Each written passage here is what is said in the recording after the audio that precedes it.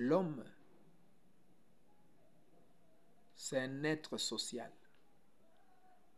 Tu es obligé de vivre avec les gens, même au milieu de tes ennemis.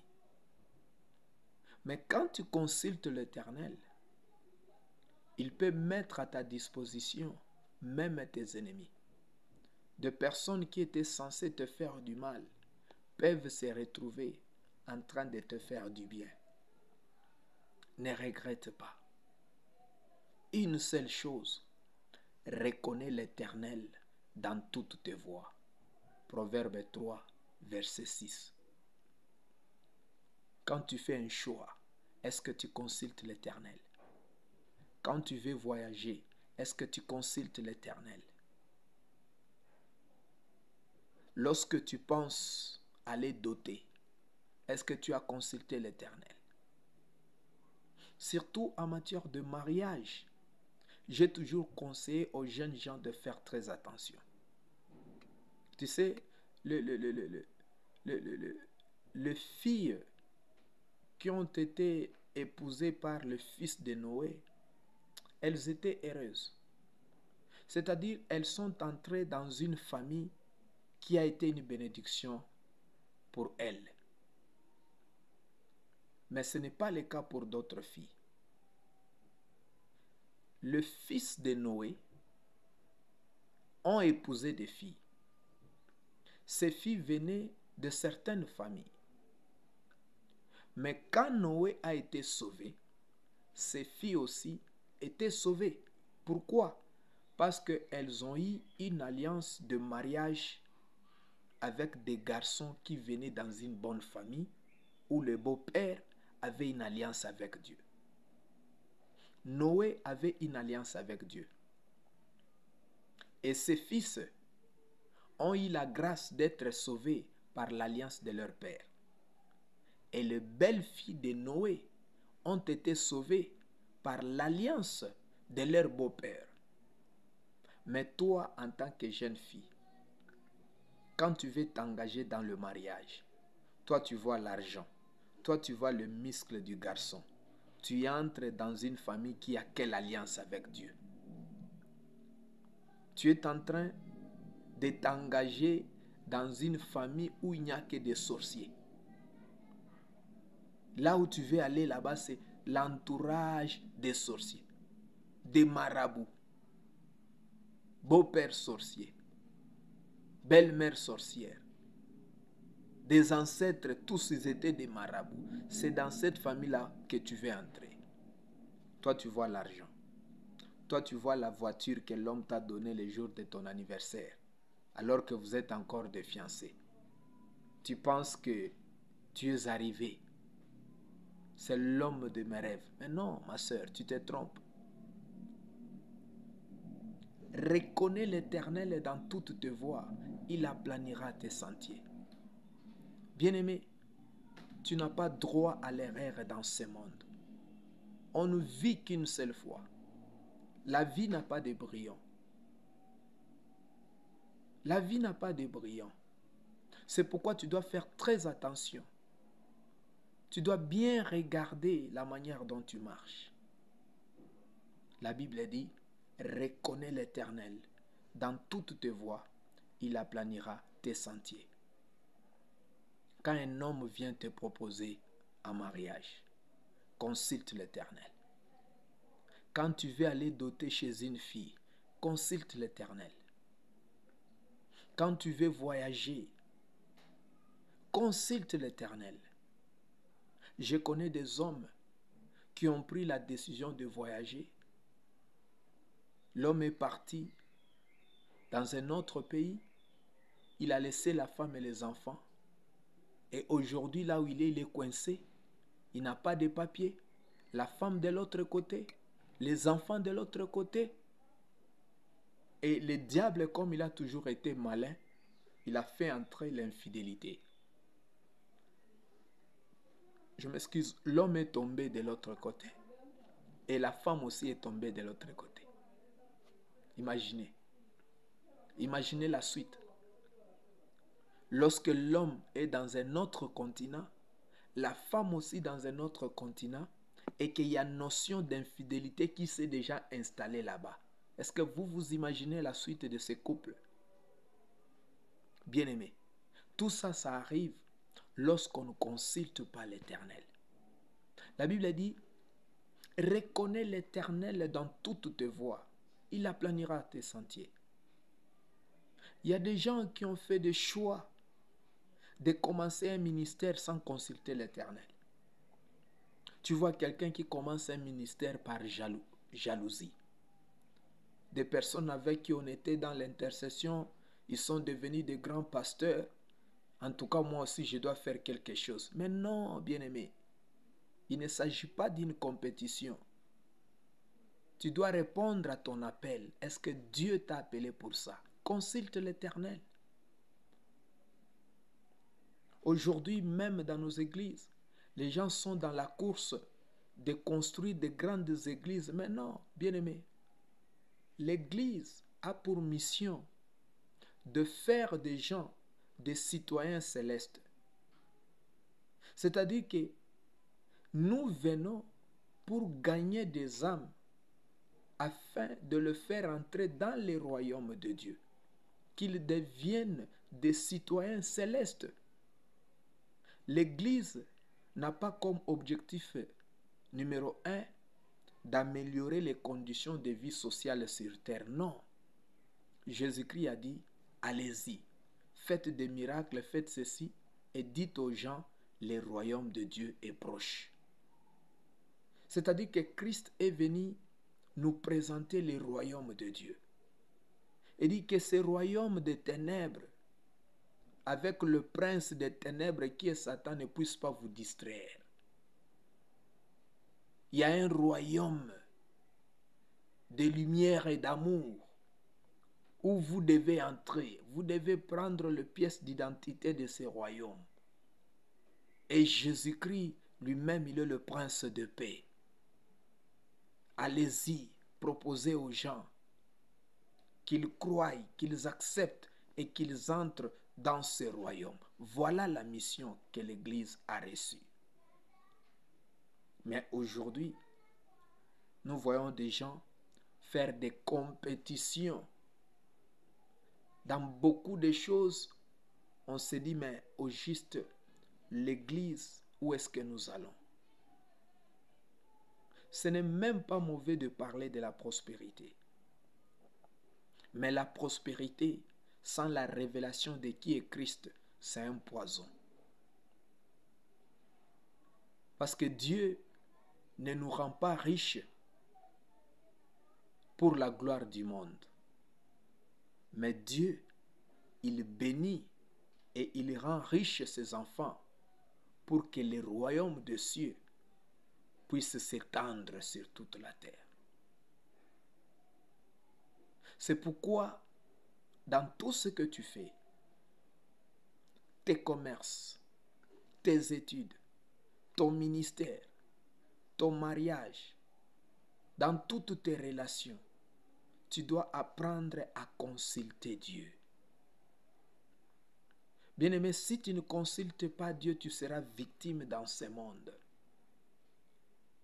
La vie est spirituelle. Il y a des réalités que tu ne pourras pas comprendre. Il y a des réalités que tu ne pourras pas contrôler. Ce qui se passe dans le règne de l'esprit, tu ne le vois pas. Tu ne le vois pas, mon frère, ma soeur. L'homme que tu vois là, qui est gentil avec toi aujourd'hui, tu ne sais pas sa face cachée. Cet homme-là a une face cachée.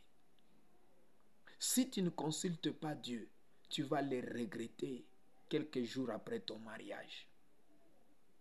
La femme que tu vois, qui se présente devant toi comme un ange, bien-aimé, a une face B. Ce que toi tu vois là, c'est la face A. C'est pourquoi tu dois consulter Dieu, car il n'y a que lui qui connaît la face B de l'homme qui est devant toi ou de la femme qui est devant toi. le travail que tu veux prendre, les contrats que tu veux signer, a une face A et une face B. Ne prends pas un travail qui va t'éloigner de Dieu. Non. L'autre fois, je vous ai parlé de l'histoire de l'enfant prodige dans Luc 15, 11 à 32. L'enfant prodige s'est éloigné de son père les jours où il a touché l'argent. Et je vous ai dit, l'argent, c'est la première des choses qui éloigne beaucoup de gens de la présence de Dieu. Les gens tuent aujourd'hui à cause de l'argent. Les gens divorcent, deviennent infidèles à cause de l'argent. Les gens trahissent leur nation à cause de l'argent. Les gens font toutes sortes de mal à cause de l'argent. Ça dit que face à l'argent, l'homme ne consulte plus Dieu. Quand tu présentes à l'homme l'argent, et de l'autre côté tu lui présentes les conseils de la parole de Dieu, l'homme préfère suivre les conseils de l'argent que de suivre les conseils de la parole de Dieu. Bien-aimé, reconnais l'Éternel dans toutes tes voies. Là où tu es aujourd'hui, comment tu es arrivé là? As-tu consulté Dieu? Ce que tu fais là aujourd'hui, est-ce que ça glorifie Dieu? Voilà un peu les petites questions que tu peux te poser. Est-ce que ce que je fais là, ça glorifie Dieu? Est-ce que le travail que je fais, ça honore mon Créateur? Est-ce que la relation dans laquelle je vis, c'est une relation qui honore Dieu? De nos jours, un homme et une femme peuvent se dire « Ah non, on s'aime » et ils restent ensemble et ils sont à l'aise. Parfois, ils viennent même à l'église. Ils adorent comme tout le monde. L'homme est venu, il a pris son sac, la femme, et ils se sont retrouvés dans une maison. Bon, ils ont commencé à faire des enfants, à vivre en homme et femme bien-aimés. Vous devez faire très attention. Cher homme, fais attention lorsque tu vis avec une femme d'autrui, une fille d'autrui, et que tu n'as pas encore doté. Bien-aimé, si la dot n'avait pas d'importance, Jacob n'aurait pas dû travailler 14 ans pour avoir la femme qu'il aimait. Jacob a travaillé 7 ans. Au bout de 7 ans, on lui présente une autre femme. Il dit non, ce n'est pas la femme que moi je voulais. Il dit ok, si tu veux, travaille encore 7 autres années. Pour avoir une femme, Jacob a travaillé 14 ans. 14 ans. Si on voulait, on essayait un peu de mettre le travail de 14 ans en espèces, en liquidité.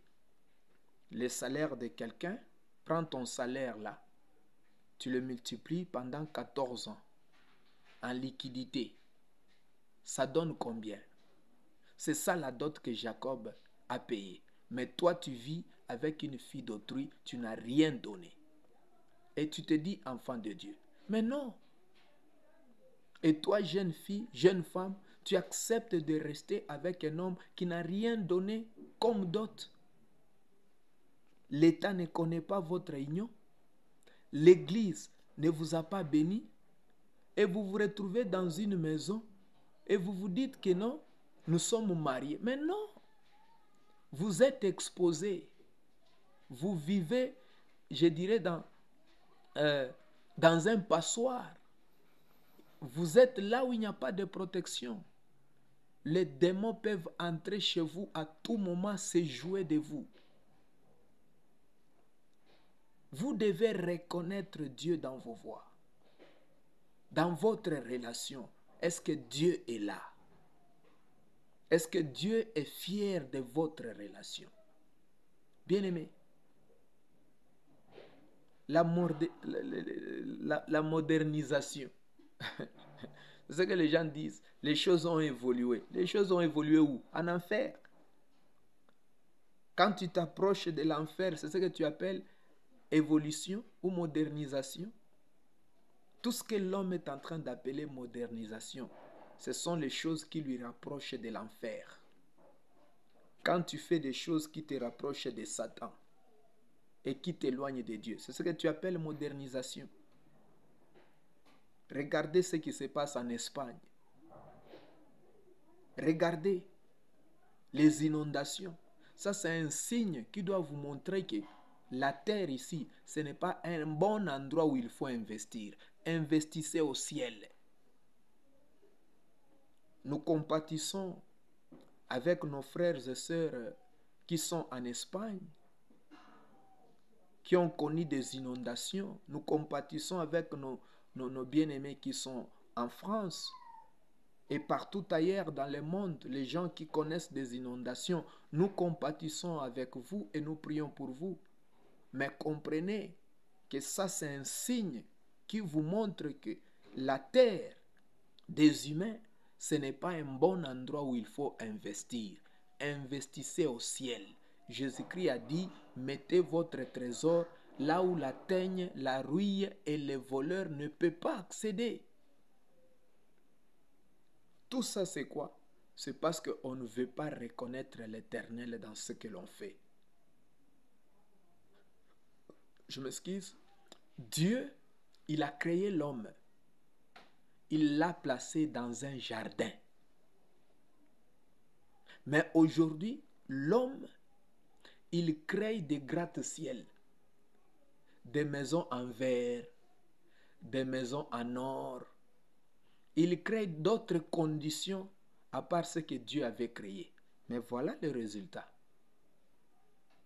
Pensez-vous que lorsque Dieu a placé l'homme dans un jardin, Dieu était fou? Dieu n'était pas fou. Il savait que l'homme peut vivre mieux dans la nature, dans un milieu naturel, que dans un milieu artificiel. Aujourd'hui, on parle de réchauffement climatique. Pourquoi? Parce que l'homme est devenu trop artificiel. Tout ce que l'homme crée, ça a des conséquences. Ça a des conséquences. Regardez les gens qui sont dans des villages, des gens qui vivent en pleine forêt. Leur expérience de vie, c'est au-delà. Mais l'homme qui vit dans des vitres, dans des gratte-ciel, son expérience de vie, c'est de combien? Bien-aimé, tout ça, ce sont des leçons qu'il faut tirer. La vie est trop courte. Il te faut de la sagesse pour en profiter. Mais si tu es distrait, tu pourras regretter. Mais la volonté de Dieu n'est pas que tu puisses regretter, mais que tu puisses en bénéficier en utilisant la sagesse que Dieu t'a donnée pour tirer le bénéfice de cette vie que Dieu t'a donnée. Et donc, les conseils que je t'ai apportés, c'est que reconnais l'Éternel dans toutes tes voies et il aplanira tes sentiers. Là où tu as des difficultés, invite l'Éternel. Il va aplanir. Ne lutte pas seul. L'Éternel est là. Il est la solution de ton problème. Ne fais pas comme cette femme qui coulait le sang pendant 12 ans. Elle a consulté le médecin. Elle a tout perdu. C'est après avoir tout perdu qu'elle a pensé aller consulter Jésus-Christ. Toi, ne commets pas cette erreur. Dès que tu as un problème, va directement vers Jésus. Tu n'auras rien à perdre. Rien. Rien, mon frère, ma soeur. Et donc ce soir, je te dis, reconnais l'Éternel dans toutes tes voies et il aplanira tes sentiers. Laisse que l'Éternel, notre Dieu, nous bénisse. On se retrouve à la prochaine. Et n'hésite pas de partager ce message pour bénir une personne à l'autre bout du monde. Que Dieu vous bénisse et à plus tard. Merci.